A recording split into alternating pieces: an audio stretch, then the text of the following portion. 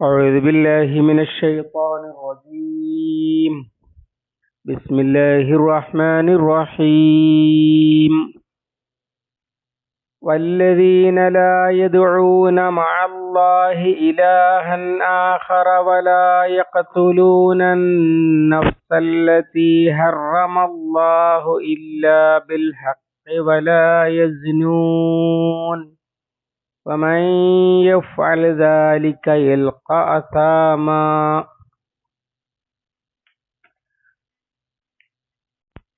يضاعف له العذاب يوم القيامة ويخلد فيه مهانا. صدق الله العظيم.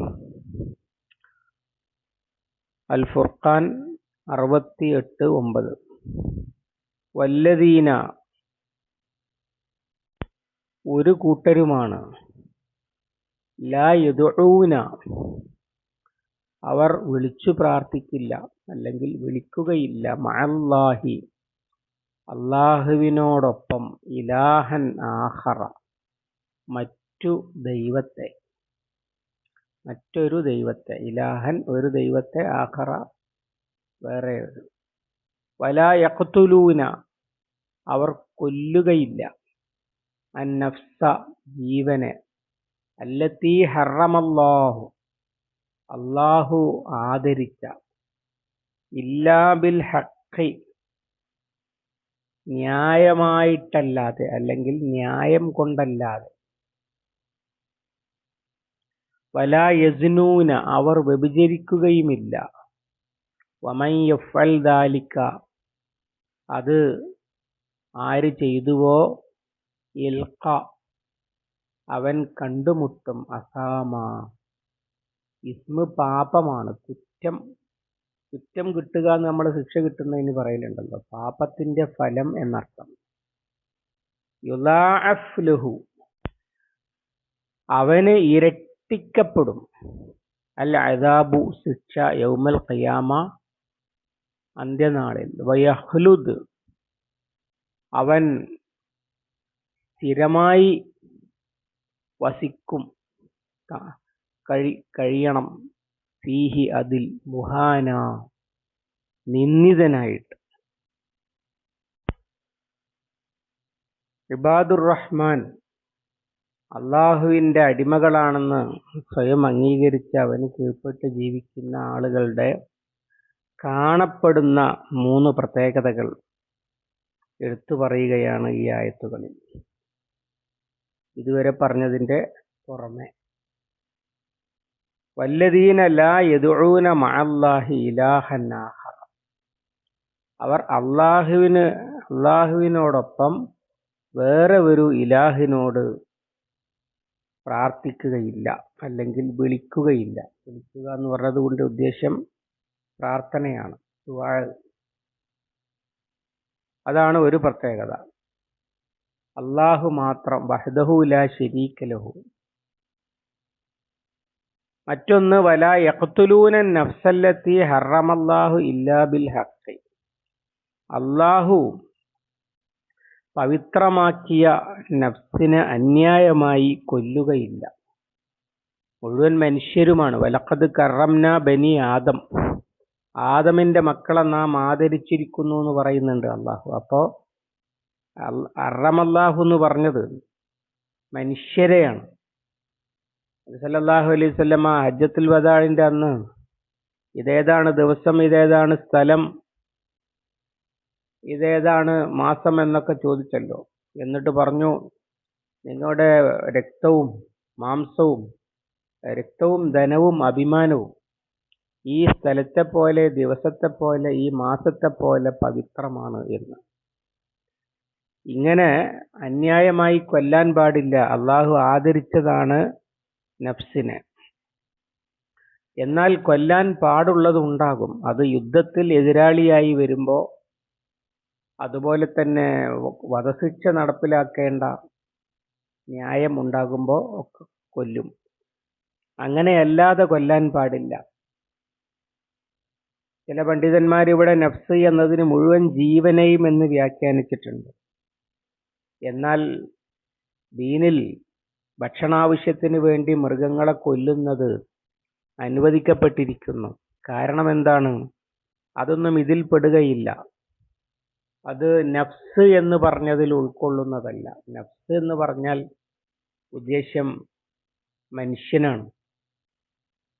പിന്നെ ജിന്നുകളും മലക്കുകളുമുണ്ട്, അവര് കൊല്ലാൻ കിട്ടൂലല്ലോ.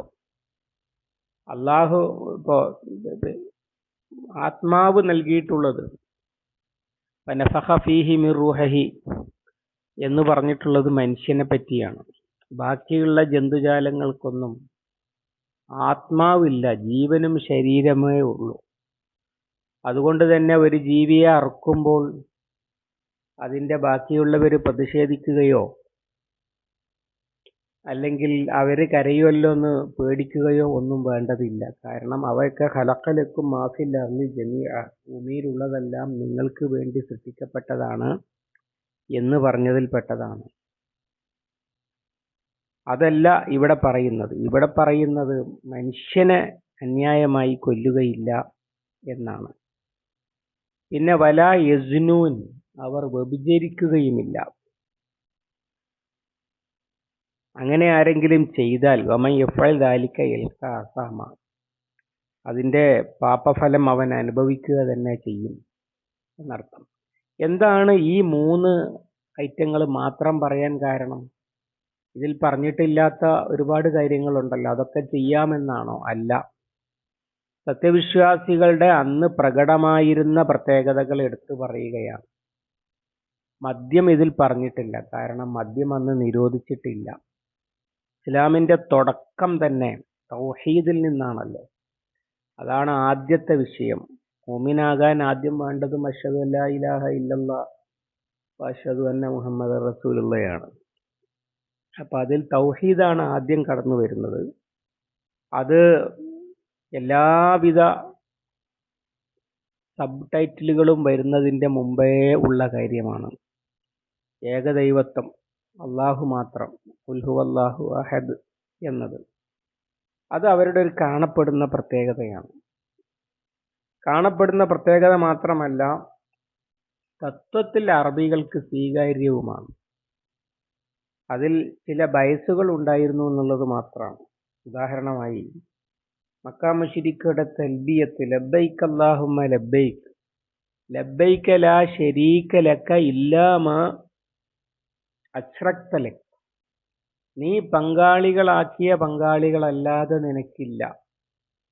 ആർക്കും എന്തിനേയും ആരാധിക്കാം എന്ന കാഴ്ചപ്പാട് അവർക്കുണ്ടായിരുന്നില്ല. പകരം അള്ളാഹുവിനോടൊപ്പം അവര് ഉണ്ടാക്കി വെച്ച ചിലതുണ്ട്, അതിനെ ആരാധിക്കാം. അത് അള്ളാഹിന്റെ പെൺമക്കളാണ്, ആൺമക്കളാണ്, ഇങ്ങനെയൊക്കെ ഞങ്ങളുടെ ശുപാർശകരാണ്, ഇങ്ങനെയൊക്കെ അവർ അംഗീകരിച്ചിരുന്നു. അല്ലാതെ എന്തിനേയും ആരാധിക്കാം എന്നുള്ള ഒരു നിലപാടുണ്ടായിരുന്നില്ല. അതിനെ അവർ വലിയ കുറ്റമായിട്ടാണ് കണ്ടിരുന്നത് എന്നർത്ഥം. അതുകൊണ്ടാണ് ആ നിലപാട് ഇവരുടെ ഒരു മേന്മയായിട്ട് പരിശുദ്ധ ഖുർആൻ എടുത്തു പറയുന്നത്. കാരണം അവർക്കതിൽ വിയോജിക്കാൻ കഴിയില്ല, അതൊന്നും ആവശ്യമുള്ള കാര്യമല്ല എന്ന് പറയാൻ കഴിയില്ല, അവർക്ക് അംഗീകരിക്കേണ്ടി വരും. അതുപോലെ തന്നെ അന്യായമായി കൊല്ലുക എന്നത് അതും ഒരു മേന്മയായിട്ട് അംഗീകരിക്കേണ്ടി വരും. കാരണം എന്തിനെന്ന് പോലും ഇല്ലാതെ കൊല്ലപ്പെടുന്ന കാലത്താണ് ഇത് പറയുന്നത്. പിന്നെ മനുഷ്യൻ എക്കാലത്തും എല്ലാവരും അംഗീകരിക്കുന്ന ഒരു കാര്യമാണ്, അന്യായമായി കൊല്ലുക എന്നത് വലിയ ദുഷ്ടതയാണ്. അത് നല്ല കാര്യമാണെന്ന് അംഗീകരിക്കുന്ന ഒരു കാഴ്ചപ്പാട് ഒരു കാലത്തും മനുഷ്യനുണ്ടായിട്ടില്ല. അതുപോലെ വലാ യസ്നൂൻ, വ്യഭിചരിക്കുകയില്ല.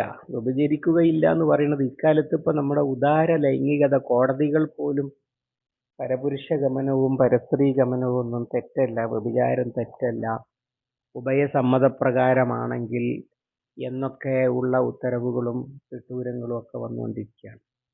അതേ മനുഷ്യർ തന്നെ സ്വന്തം ജീവിത പങ്കാളി മറ്റൊരാളുമായി ബന്ധപ്പെടുന്നത് ഇഷ്ടത്തോടു കൂടിയാണെന്ന് പറഞ്ഞാൽ പോലും മനുഷ്യന്റെ മനസ്സ് അത് പൊറുക്കുകയോ സഹിക്കുകയോ ഇല്ലല്ലോ. അതുകൊണ്ടാണ് ഒരുപാട് പ്രശ്നങ്ങൾ. ഭാര്യക്ക് ബന്ധമുണ്ടോ എന്ന് സംശയിച്ച് കൊല്ലുക, അതുപോലെ ഭർത്താവിനെ സംശയിച്ച് അകന്നു നിൽക്കുക. വീട്ടിൽ നിന്ന് ഭക്ഷണം കഴിക്കണ ഭർത്താവ് വേറെ എവിടെയൊക്കെ പോകുമ്പോൾ ഏതൊക്കെ കടയിൽ നിന്നോ ഹോട്ടലിൽ നിന്നോ ഭക്ഷണം കഴിക്കുന്നുണ്ടോ എന്ന് സംശയിക്കുന്ന പരിപാടിയില്ല. അതേ സമയത്ത് ഭർത്താവിന് വേറെ ആ പെണ്ണുങ്ങളുമായിട്ട് ബന്ധമുണ്ടോ എന്ന് സംശയിക്കുന്നത് എന്തുകൊണ്ടാണ്? മനുഷ്യന്റെ മനസ്സ് അത് സമ്മതിക്കുന്നില്ല. വ്യഭിചാരം തിരിച്ചും അങ്ങനെ തന്നെയാണ്. ഭാര്യയ്ക്ക് വേറെ ആരോടെങ്കിലും ബന്ധമുണ്ടോ എന്നുള്ള സംശയരോഗം ഉണ്ടാവുന്നതിന്റെ കാരണം എന്താ? മനുഷ്യൻ അത് അംഗീകരിക്കാത്തൊരു കാര്യമാണ്. അതുകൊണ്ട് തന്നെ എന്ത് പുരോഗമനം പറഞ്ഞാലും വ്യഭിചാരം ഒരു നല്ല കാര്യമാണ് എന്ന് ഒരു കാലത്തും മനുഷ്യന്റെ മനസ്സാക്ഷി സമ്മതിക്കുകയില്ല. അതുകൊണ്ടാണ് ഇത് മൂന്നും എടുത്തു പറഞ്ഞത്. ഇത് ഇപ്പോൾ ശിർക്ക് നിലനിന്ന കാലത്ത് പോലും തൗഹീദ് ഏകദൈവ വിശ്വാസത്തിന്റെ മേന്മ എല്ലാ കാലത്തും ആളുകൾ അംഗീകരിക്കുന്നു. അതുപോലെ തന്നെ രക്തം അന്യായമായി ചിന്തരുതെന്ന് അംഗീകരിക്കുന്നു. പഴയ കാലത്ത് തന്നെ വ്യഭിചാരത്തിന്റെ ശിക്ഷ അത് മിക്കപ്പോഴും വേറൊരുത്തന്റെ ഭാര്യയുമായിട്ടുള്ള വ്യഭിചാരത്തിനാണ് എന്ന പരിമിതിയൊക്കെ ചില സമൂഹങ്ങളിലും ചില മതങ്ങളിലും ഒക്കെ കാണാം. എന്നാൽ പോലും അതൊരു മോശം കാര്യമായിട്ട് പരക്കെ അംഗീകരിക്കപ്പെട്ടതാണ് ഈ ആധുനിക ദേഹേച്ഛയുടെ കുറിച്ചുള്ള അടിസ്ഥാനമാക്കിയുള്ള വ്യതിചലനങ്ങൾ ഉണ്ടാകുന്നത് വരെ. അതെന്ത് പുരോഗമനം പറഞ്ഞാലും യഥാർത്ഥത്തിൽ കുഴപ്പമാണ് ഉണ്ടാകുക. ഇതാണ് ഈ മൂന്നെണ്ണം പ്രത്യേകം എടുത്തു പറയാനുള്ള ഒരു ന്യായം. രണ്ടാമത്തെ ഒന്ന്, ഇതിലൊക്കെ ഒരു കയ്യേറ്റമുണ്ട് എന്നതാണ്. സൃഷ്ടിച്ച അള്ളാഹുവിനെ യഥാർത്ഥ ദൈവം, അവനാണ് ഇലാഹ്, അവനെ അല്ലാതെ വേറൊരുന്നിനെ ദൈവം എന്ന് വിളിക്കുക എന്ന് പറഞ്ഞാൽ അർത്ഥം സ്ഥാപനത്തിൽ മുതലാളിയല്ലാത്ത ഒരാളെ മുതലാളിയായി പരിഗണിക്കുക. മുതലാളി പറഞ്ഞത് മാത്രം കേൾക്കില്ല, വേറെ ഏതോ ഒരു മുതലാളി അവരും കൂടി അവൻ പറഞ്ഞതും കേൾക്കും, അല്ലെങ്കിൽ അവൻ പറഞ്ഞതേ കേൾക്കൂ എന്ന് വന്നാൽ എന്തുണ്ടാകും? അവിടെ ഒരു കയ്യേറ്റമുണ്ട്. മുതലാളിയുടെ അവകാശമാണ് തൊഴിലാളി അയാൾ പറഞ്ഞ പണിയെടുക്കണം എന്നുള്ളത്. അതിന് പകരം വേറൊരാൾ പറഞ്ഞ പണിയാണ് ചെയ്യാന്ന് പറഞ്ഞാൽ സഹിച്ചു കൊടുക്കൂലല്ലോ. അങ്ങനെ ഒരു കയ്യേറ്റമുണ്ട്. അതുപോലെ തന്നെ അന്യായമായ കൊല, മനുഷ്യാവകാശ ലംഘനം നമ്മൾ സാധാരണ പറയുന്നതാണല്ലോ. മനുഷ്യന്റെ അവകാശമാണ്, അവന് ജീവിക്കണം. ആ ജീവിതം തടസ്സപ്പെടുത്തുന്നതൊക്കെ അന്യായവും കയ്യേറ്റവും അക്രമവുമാണ് എന്ന് സമ്മതിക്കാത്തവരില്ല. അതുപോലെ തന്നെ വ്യഭിചാരം വളരെ ദൂരവ്യാപകമായ പ്രത്യാഘാതം ഉണ്ടാക്കുന്ന കാര്യമാണ്. ഒരു നിമിഷത്തെ സുഖം സന്തോഷത്തിനാണ് ചെയ്യുന്നതെങ്കിൽ പോലും ഒന്ന് സന്താനങ്ങളുടെ പിതൃത്വം ഇതൊക്കെ തകരാറിലാക്കുന്നു. വംശം, കുടുംബം, അങ്ങനെ പിന്നീട് ഇത് ആരുടെ മകനാണ് ആരുടെ മകളാണ് എന്ന് തിട്ടമില്ലാത്ത സമൂഹമാകുമ്പോൾ മാതാപിതാക്കളും മക്കളും തമ്മിലും ഒക്കെ ഇത്തരം ബന്ധങ്ങൾ ഉണ്ടാകും. കാരണം അറിയില്ല ആരാണ് ആരുടേതാണ് എന്നൊന്നും. കുറേ മനുഷ്യർ അങ്ങനെ ജന്തുതുല്യം മനുഷ്യന് ജീവിക്കുന്ന ഒരവസ്ഥ ഉണ്ടാകും. ഒന്ന്. പിന്നെ അതുപോലെ തന്നെ കുടുംബങ്ങളിൽ ഛിദ്രതയും കലഹങ്ങളും കലാപങ്ങളും ഒക്കെ ഉണ്ടാകാൻ കാരണമാകും. പെണ്ണിന് വേണ്ടി ഉള്ള താല്പര്യത്തിലുണ്ടായ യുദ്ധങ്ങൾ തന്നെ എത്രയുണ്ട് ചരിത്രത്തിൽ. കാരണം മനുഷ്യൻ വകവെച്ചു കൊടുക്കുന്നതല്ല, ഒരുത്തന്റെ ഭാര്യ അവന്റെ മാത്രമാണ്. അതിൽ വേറൊരാൾ കയ്യേറലാണല്ലോ വ്യഭിചാരം എന്ന് പറയുന്നത്. അത് വലിയ പ്രശ്നങ്ങൾക്ക് തന്നെ കാരണമാകും. പിന്നെ ഈ വംശം, പിതൃത്വം, കുടുംബം, രക്തബന്ധം എന്നുള്ളതിലൊക്കെ കലർപ്പ് വന്നുകൂടുകയും ചെയ്യും. അതിൻ്റെയും അപ്പുറത്ത് മനുഷ്യന് അല്ലാഹു തആല ലൈംഗികത വെച്ചിരിക്കുന്നത്, മനുഷ്യൻ അവന്റെ ലൈംഗികത താല്പര്യം പൂർത്തീകരിക്കുമ്പോഴാണ് പ്രത്യുൽപാദനം നടക്കുക, മനുഷ്യന്റെ വംശവർദ്ധനവ് സാധിക്കുക. പക്ഷെ അത് വംശവർദ്ധനവിന് ഉപകരിക്കാത്ത തരത്തിൽ കേവലം ലൈംഗിക സുഖത്തിന് വേണ്ടി മാത്രമായിട്ട് പരിമിതപ്പെടുത്തുമ്പോൾ മനുഷ്യകുലത്തെ തന്നെ ബാധിക്കുന്ന കാര്യമായിട്ടാണ് അത് മാറുക. ഇതുപോലെ അല്ലാഹു തആല ശരീരം വളരാൻ വേണ്ടി വെച്ചിരിക്കുന്നത്, ശരീരം വളരാൻ ഭക്ഷണം കഴിക്കണമെന്ന ഉപദേശം നൽകുകയല്ല ചെയ്തിരിക്കുന്നത്. പകരം മനുഷ്യന് വിശപ്പ് സൃഷ്ടിക്കുകയാണ് ചെയ്തിരിക്കുന്നത്. മനുഷ്യൻ അവന്റെ വിശപ്പിന് പൂർത്തീകരണം നടത്തുമ്പോൾ ശരീരത്തിന് ആവശ്യമായ പോഷകങ്ങൾ കിട്ടും, ശരീരം വളരും, ശരീരം നിലനിൽക്കും. എന്നതുപോലെ ലൈംഗിക ദാഹം തീർക്കുമ്പോൾ മനുഷ്യ സമൂഹം വളരും. അതിനുള്ളതാണ് അത് പരിഗണിക്കാതെ ഇത് നടക്കുക എന്ന് പറഞ്ഞാൽ അതിൻ്റെ അർത്ഥം അത് മൊത്തം മനുഷ്യകുലത്തോട് മുഴുവൻ ചെയ്യുന്ന അതിക്രമവും കയ്യേറ്റവുമാണ്. അതാണ് ഇതിൻ്റെ മറ്റൊരു പ്രത്യേകത. അഥവാ ശ്രോതാക്കളായ ഈ ആയത്തിറങ്ങുമ്പോൾ ശ്രോതാക്കളായ അറബികൾ എല്ലാവരും കുറ്റമായി കാണുന്ന, ഈ ചെയ്യുന്നവർ പോലും മോശമാണ് എന്ന് അംഗീകരിക്കുന്ന 3 കാര്യങ്ങളാണ് ശിർക്കും കൊലപാതകവും വ്യഭിചാരവും. അത് ചെയ്യാത്തവരാണ് ഇവര് എന്ന് എടുത്തു പറയുകയാണ് അവരുടെ കാണപ്പെടുന്ന പ്രത്യേകത. മദ്യം ഇതിൽ പറഞ്ഞിട്ടില്ല, കാരണം മദ്യപാനം ആ കാലത്തും നിരോധിച്ചിട്ടില്ല. അങ്ങനെ പലതും നിരോധിക്കാത്തതുണ്ട്. അതൊക്കെ പാടുണ്ടെന്നൊന്നുമല്ല ഈ പറഞ്ഞതിൻ്റെ അർത്ഥം. കാണപ്പെടുന്ന പ്രത്യേകതകൾ എടുത്തു പറയുകയാണ്. ചെയ്യാൻ പാടില്ലാത്തത് എണ്ണി പറയുകയല്ല ചെയ്യുന്നത് എന്ന വ്യത്യാസമുണ്ട്. വമൻ യഫ്അൽ ദാലിക യൽഖ അസാമ. വ്യഭിചാരം ദാലിക എന്ന് പറഞ്ഞാൽ അതാണ്. അത് ആര് ചെയ്യുകയാണെങ്കിലും അതിൻ്റെ കുറ്റം, അല്ലെങ്കിൽ ഈ പറഞ്ഞ മുഴുവനും 3 കാര്യങ്ങളും, ഇതൊക്കെ ആര് ചെയ്യുന്നുവോ അതിൻ്റെ ശിക്ഷ അവൻ കണ്ടുമുട്ടുക തന്നെ ചെയ്യും. അഥവാ അവനെ ഒന്നും വെറുതെ വിടൂല്ല. അത് പറയണത് എന്തിനാ? ഈ വക കുറ്റങ്ങൾ ചെയ്യുന്ന ആളെ, ഇപ്പൊ വ്യഭിചരിച്ച ആള് ശിക്ഷിക്കപ്പെടണം എന്ന് അതിന്റെ പേരിൽ മാനം കെടുകയോ അവകാശ നിഷേധം ഉണ്ടാക്കുകയോ ചെയ്ത ആളുകൾക്ക് സ്വയം തന്നെ അഭിപ്രായം ഉണ്ടാകും. അതുപോലെ കൊലപാതകി ശിക്ഷിക്കപ്പെടണം എന്നത് മനുഷ്യന്റെ ഒരു താല്പര്യമായിരിക്കും. അത് കോടതി ചെയ്തില്ലെങ്കിൽ ആളുകൾ ചെയ്യും, ഭരണകൂടം ചെയ്തില്ലെങ്കിൽ ആളുകൾ ചെയ്യും. കാരണം അവന് ശിക്ഷിക്കപ്പെടണം എന്നുള്ള ആഗ്രഹം ഉണ്ടാകും. അതുപോലെ തന്നെ ശിക്ഷിക്കപ്പെടണം. അള്ളാഹുവിനെ തള്ളിപ്പറഞ്ഞ് ദൈവമല്ലാത്തതിനെ ദൈവമാക്കുന്നത് വലിയ അപരാധമായിട്ടാണ് അള്ളാഹു താല കാണുന്നത്. അപ്പോൾ അതിന് ശിക്ഷ കിട്ടാൻ ഒരു സംവിധാനം ഇവിടെ സ്വാഭാവികമായി ഉണ്ടാകുമെന്ന് ആ മനസ്സാക്ഷി തന്നെ സാക്ഷ്യപ്പെടുത്തുന്നുണ്ട്. അങ്ങനെ ഒന്ന് വേണം. അതിനോടാണ് അള്ളാഹ് പറയുന്നത് വമൻ യഫ്അൽ ദാലിക യൽഖ അസാമ. ഇതൊക്കെ ആര് ചെയ്താലും അതിനൊക്കെ അതിൻ്റെതായ ഫലം അഥവാ ശിക്ഷ കിട്ടാൻ സംവിധാനം ഉണ്ടാക്കി വെച്ചിട്ടുണ്ട്. അതെവിടെയാണ്? അതാണ് അടുത്ത ആയത്തിൽ യുദാഅഫു ലഹുൽ അദാബു യൗമൽ ഖിയാമ യഖ്ലുദു ഫീഹി മുഹാന. അവന് അദാബ് ഇരട്ടിയായി കിട്ടും. യുദാഅഫു ലഹുൽ അദാബ്, അവന് ശിക്ഷ ഇരട്ടിക്കപ്പെടുന്നാണ് പറഞ്ഞത്. അഥവാ ഇവിടെ ഒരു പക്ഷേ പാപത്തിന്റെ ഫലം ദുരന്തം തന്നെ ആവണമെന്നില്ല, ചിലപ്പോൾ സുഖവുമാകാം. പക്ഷെ അതുകൊണ്ടൊന്നും അവൻ രക്ഷപ്പെടുകയില്ല. അവൻ ദീർഘകാലം ശിക്ഷിക്കപ്പെടും എന്നതിനാണ് യുദാഅഫു ലഹുൽ അദാബ് എന്ന് പറഞ്ഞത്. വേറൊരിടത്ത് അല്ലാഹു തആല കുറ്റത്തിന് അതുപോലുള്ള ശിക്ഷ തന്നെ കൊടുക്കുകയുള്ളൂ എന്നും പറഞ്ഞിട്ടുണ്ട്. അഥവാ കുറ്റത്തിന് കുറ്റം തന്നെയാണ് ശിക്ഷ കൊടുക്കുക, നീതിപൂർവമാണ് ശിക്ഷിക്കുക.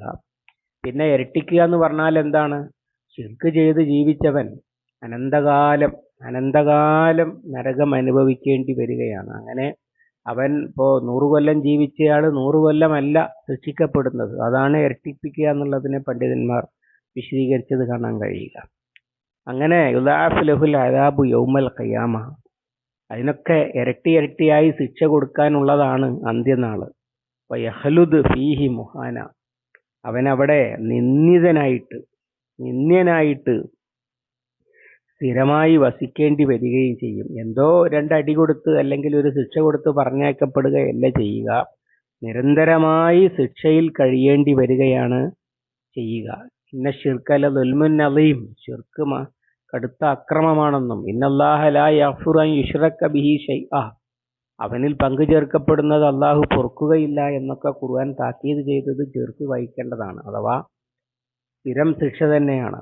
അല്ലാതെ കുറച്ചു നേരം ശിർക്ക് ചെയ്തതിന് കുറച്ചു നേരം ശിക്ഷ കിട്ടുകയല്ല ചെയ്യുക. പകരം ഒരിക്കലും പൊറുക്കാത്ത പാപമായിട്ടാണ് അള്ളാഹു അത് പരിഗണിക്കുക. അതുപോലെ തന്നെ അന്യായമായ കൊല, നരകം മുഴുവൻ മനുഷ്യരെയും കൊന്നവനെ പോലെയാണ് എന്ന് പറഞ്ഞിട്ടുണ്ട്. അതുപോലെ തന്നെ വ്യഭിചാരം വളരെ മോശമായ മാർഗമാണ്. അഥവാ വികാര ശമനത്തിനും ഒക്കെയുള്ള വളരെ ചീത്ത വഴിയാണ്. അത് മൊത്തം സമൂഹത്തെ തന്നെ നശിപ്പിക്കുന്ന കാര്യമായിട്ടും ഖുർആൻ വിശദീകരിച്ചത് കാണാൻ കഴിയും. അല്ലാഹു സുബ്ഹാനഹു വ തആല ഇബാദുർ റഹ്മാൻ എണ്ണിപ്പറഞ്ഞ ഗുണങ്ങളുള്ള സത്യവിശ്വാസികളിൽ, ഇബാദുർ റഹ്മാനിന് എണ്ണിപ്പറഞ്ഞ ഗുണങ്ങൾ ഉള്ള സത്യവിശ്വാസികളായി ജീവിക്കുവാൻ നമുക്ക് തൗഫീഖ് നൽകി അനുഗ്രഹിക്കുമാറാവട്ടെ. اللهم علمنا ما ينفعنا وانفعنا بما علمتنا.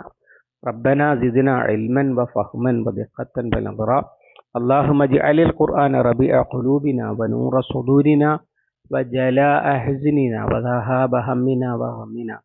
ربنا آتنا ما وعدتنا على رسلك ولا تخزنا يوم القيامة إنك لا تخلف الميعاد.